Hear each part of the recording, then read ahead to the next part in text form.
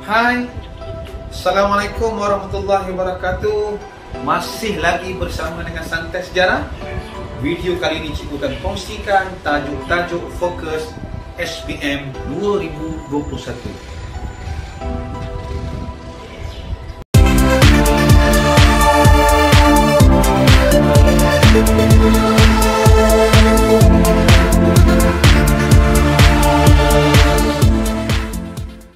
Lagi dalam sesi santai sejarah bersama Cikgu Gani. Tumpuan kita hari ini 10 minit. 10 minit saja cikgu ambil masa anak-anak untuk kita memahami tajuk yang berkaitan dengan ciri-ciri kedaulatan. Yang ada 4 tu kan. Cuba ingat balik ciri-ciri kedaulatan yang anak-anak telah belajar pada bulan Januari. Macam mana kita belajar pada waktu itu? Apa yang pelajar belajar ialah tentang ciri-ciri negara berdaulat. Jadi kalau kita nampak kemahirannya ialah macam mana nak mengekalkan kedaulatan negara. Baik, apa yang anak-anak belajar? Cuba kita tengok balik. Anak-anak pada waktu itu belajar 4 benda. 4 benda. Yang pertama ialah berkaitan dengan ciri negara berdaulat ni, pemerintahan, sempadan, undang-undang, rakyat. Kita kena tahu 4-4 ni. Barulah kita nampak bagaimana bijaksananya. Mungkin bijaksana. Mungkin soalan dia tanya bijaksana. Mungkin soalan tanya mengekalkan kedaulatan. Ini kemahiran yang pelajar kena kuasai. Kena kuasai untuk menguasai. Ya. Jadi di situ pelajar, hari ini kita tengok 1.2 ni. Cikgu dalam 1.2 kita belajar apa juga? Belajar 4 ni lah. 4 yang pelajar kena tahu. Di sini sebab soalan dia mungkin tanya, contoh soalan cikgu letak hari ni, cuba kita tengok beberapa soalan daripada modul-modul jago, modul bagan datuk dan sebagainya. Baik. Kita tengok soalan kita nampak. Soalan yang pertama tu, apakah act? Dia dah bagi sempadan. Dia ada 4. Kita kena ingat 4. Sempadan sudah, perundangan sudah, rakyat sudah. Act. Markah 1 je. Jangan ngada-ngada bagi 2. Tak payah tulis nombor. Terus tulis jawapan. Act. Apakah act? Act ialah, kalau kita tengok pemerintahan sudah. Nampak? Sempadan ada, perundangan ada, rakyat ada. Jadi jawapannya ialah pemerintahan lah. Direct soalan pelajar. Kita akan nampak di situ jawapannya ialah apa? Act ialah pemerintahan. Kita nampak cikgu letak itu kebat tu. Pemerintahan. Itu saja. Kalau nak tulis act ialah pun tak ada masalah. Baik.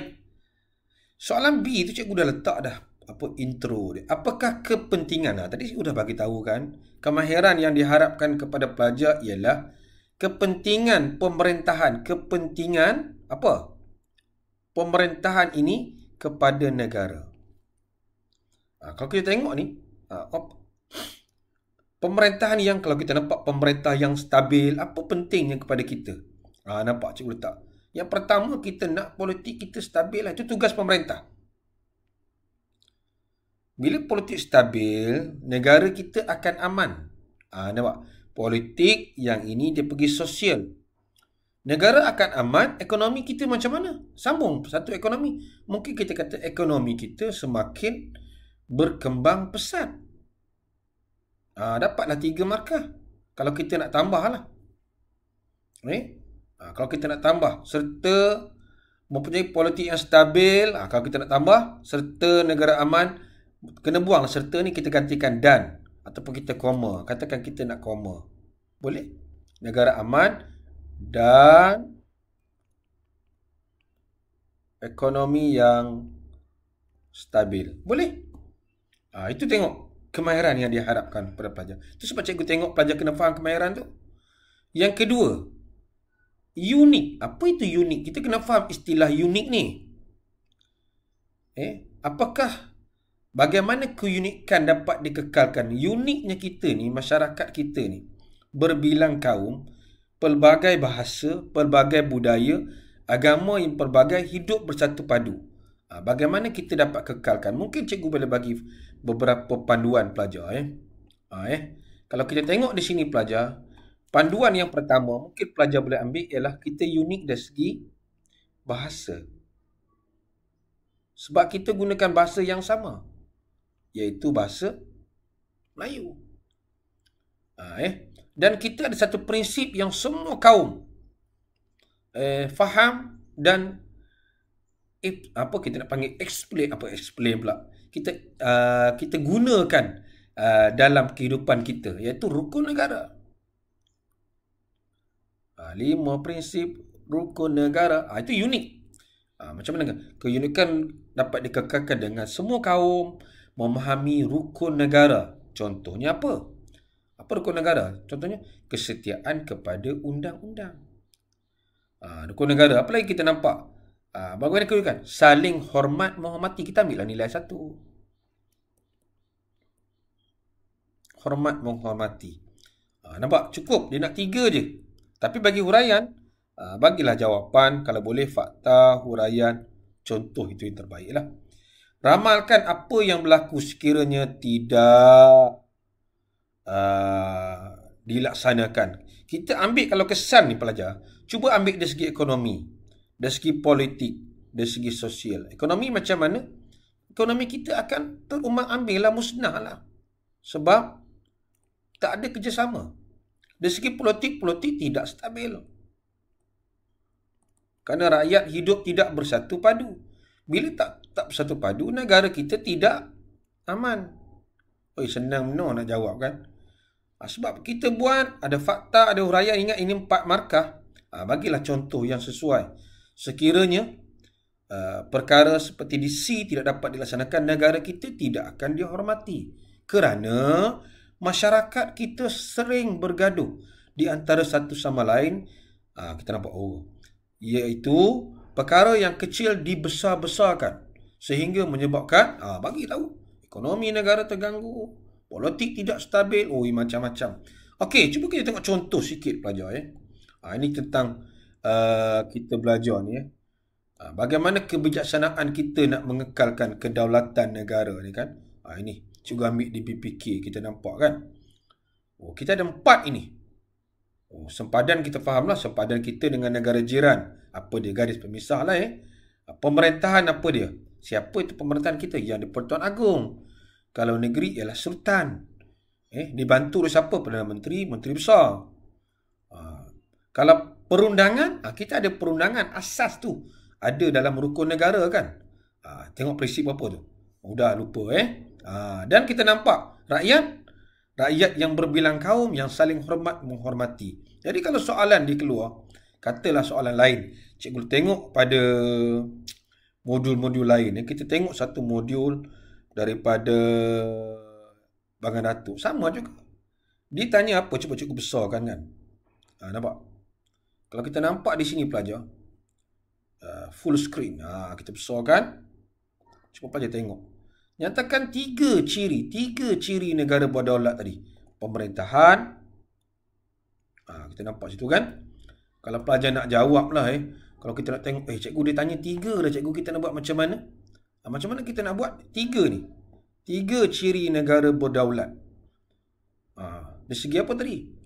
Sudah tentu kita kena faham dari segi pemerintahan, rakyat, apa lagi? Perundangan. Cukuplah. Dia nak ciri itu saja. Lepas tu tanya, jelaskan pelaksanaan raja berperlembagaan. Ini dah mula pelajar tak dapat jawab. Tak apalah, kita dapat jawab 1 tadi dengan baik kan. Nombor 1 saya dapat jawab cikgu. Nombor 2 saya tak dapat jawab lah. Tak apa. Mungkin kita nampak di situ kita tak dapat jawab. Tapi 1 kita dapat jawab dengan baik. Sistem raja berperlembagaan ni, pemerintahan kita siapa? Yang di Pertuan Agong. Dan kita nampak kalau negeri adalah Sultan. Sikit pun kita dapat. Dapat cikgu. 2. Pendapat anda mengapa institusi beraja perlu dipertahankan? Mengapa? Ini mungkin kita katakan Tonggak merupakan asas daripada Kesultanan Melayu Melaka.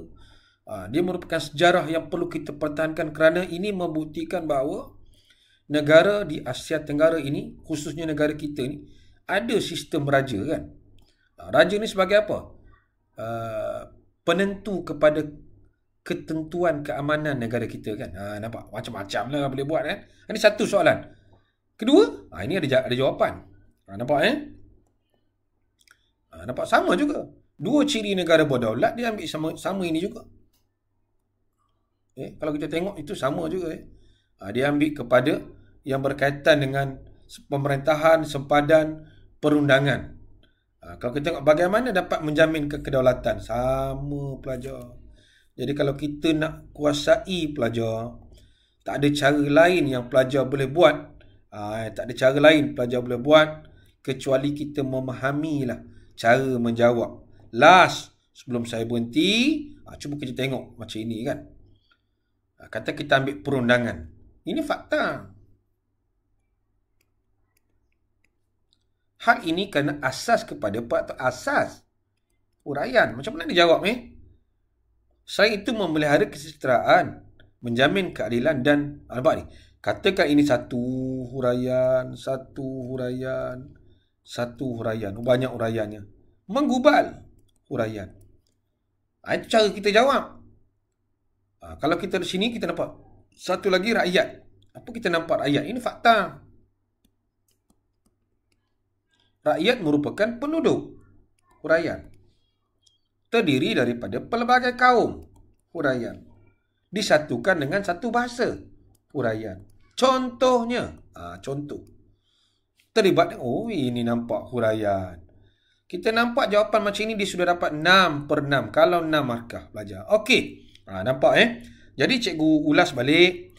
Dalam bahagian ini, tolonglah kita baca 4 prinsip tadi. 4 prinsip rukun negara tadi. 4 prinsip rukun negara. 4 prinsip ciri negara berdaulat. Pemerintahan, sempadan, perundangan dan rakyat. Okey? Jelas kan? Cubalah tengok-tengok soalan. Kita jawab. Cuba memahami kemahiran yang pelajar dah tahu. Okey? Itu saja. Terima kasih terhadap tumpuan pelajar dengan video santai sejarah ini.